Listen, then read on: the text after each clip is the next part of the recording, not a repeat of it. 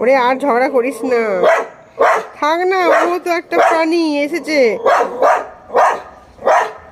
ওরে থাক, ওকে ভাগাস না, থাক না। বিল্লি দেখে ঝগড়া করছে।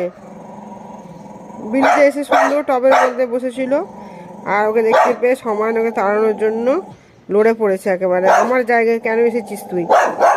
আমার জায়গায় কেন এসেছিস তুই? আমি কাউকে অধিকার দেবো না। এরকম হিংসুটি আমি। দেখো কেমন।